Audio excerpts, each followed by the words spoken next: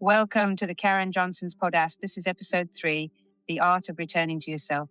I'm glad you're here. Today we slow down together. We'll explore why we drift away from ourselves, how small acts of return rebuild clarity and resilience, and practical rituals you can use across a busy day. This episode is for anyone who feels scattered, overextended, or quietly ready to come home. Before we begin, take a moment to settle into your body. If you're sitting, feel the weight of your feet on the floor. If you're standing, notice the points of contact with the ground. Let the next few minutes be a small, deliberate return. Drifting is not a moral failing, it is a human pattern. Our attention is parceled out to tasks, obligations, and the urgent demands of other people. Our nervous systems adapt to constant stimulation and begin to treat distraction as normal. We confuse motion with progress and busyness with meaning. There are 3 common ways we drift. First, we drift by default, habitual reactions that move us through the day without checking in. Second, we drift by design when we overcommit because we believe productivity equals worth. Third, we drift by survival when stress narrows our focus to immediate threats and we lose sight of what sustains us. Noticing the drift is the first act of return. When you name the pattern, you create a space where choice becomes possible. Returning to yourself doesn't require a retreat or a dramatic reset. It begins with small, repeatable moves. I call this the gentle return framework. Pause, notice, name, choose, continue. We'll walk through each step and practice them together. Pause for 3 full breaths before you move from one task to the next. Let the breath be a hinge. Even 10 seconds of conscious breathing interrupts autopilot and gives your nervous system a moment to reorient. Breathe in for 4 counts, hold for 2 counts, exhale for 6 counts, repeat once. Scan your body from head to feet. Notice tension, warmth, breath rhythm, posture. Don't judge what you find. Observation is not a problem to fix, it's information. Where do you feel tightness? Where do you feel ease? Name one sensation. Give your internal state a label. Tired, wired, hungry, lonely. Naming reduces the intensity of emotion and creates space for choice. Say the word softly, either aloud or in your head. Say the word now. Choose one small action that supports you. Not a grand plan, something you can do in the next 5 minutes. Drink water, stand and stretch. Send a short clarifying message. The point is to respond with care, not to punish or push. Decide on one small action and imagine doing it. Re-enter your day with a micro-intention, not a to-do list, a way of being. For example, I will listen with curiosity. I will move with kindness. I will protect this hour. Repeat your one-word intention silently when you need to re-anchor. Choose a single word now and hold it for the next hour. Let's practice the gentle return together. Find a comfortable seat. Rest your hands where they feel natural. Close your eyes if that feels safe. Breathe in for 4 counts. Hold for 2 counts. Exhale for 6 counts. Repeat 3 times. Place your hand on your chest or belly. Feel the rise and fall. Notice one place of tension. Breathe into it. Scan from the crown of your head to the soles of your feet. Notice any sensations without judgment. Name your state in one word. Say it softly. Choose one small action you can take in the next 10 minutes to support that state. Visualize doing it. Set a one-word intention for the next hour. When you're ready, open your eyes. Carry that intention forward. Real life makes practice believable. I want to share 3 short stories of ordinary returns. A teacher I know began taking 10 seconds between classes to breathe and center. She noticed her patients returning. The small pause changed how she entered each room. Parents started a 2-line evening journal, 1 line for what nourished them that day, 1 line for what they released. Over weeks, boundaries became clearer and evenings felt less chaotic.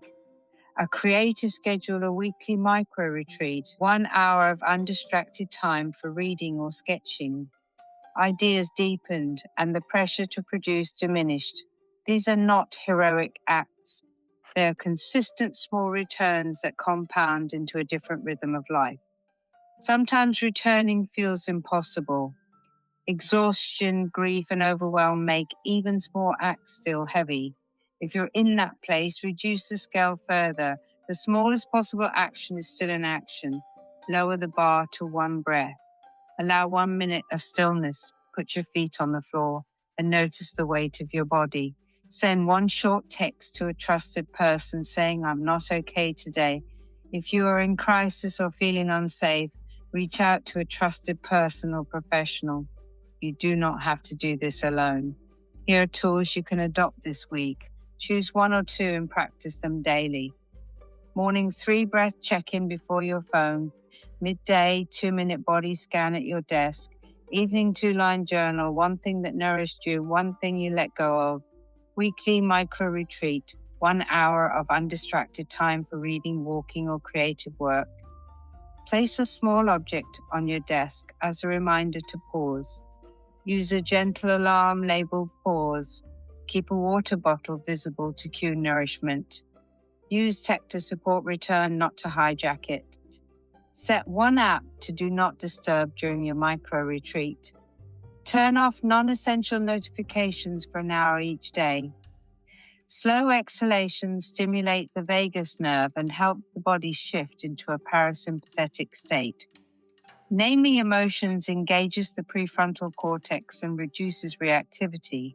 Small, repeated practices change baseline physiology over time. That physiological explanation helps us see that return is not just psychological, it is embodied. When you slow your exhale, you are literally signaling safety to your nervous system. Practice exhale-focused breathing for 2 minutes when you feel reactive. Exhale longer than you inhale. If you want to deepen this practice, try the 7-day micro ritual challenge.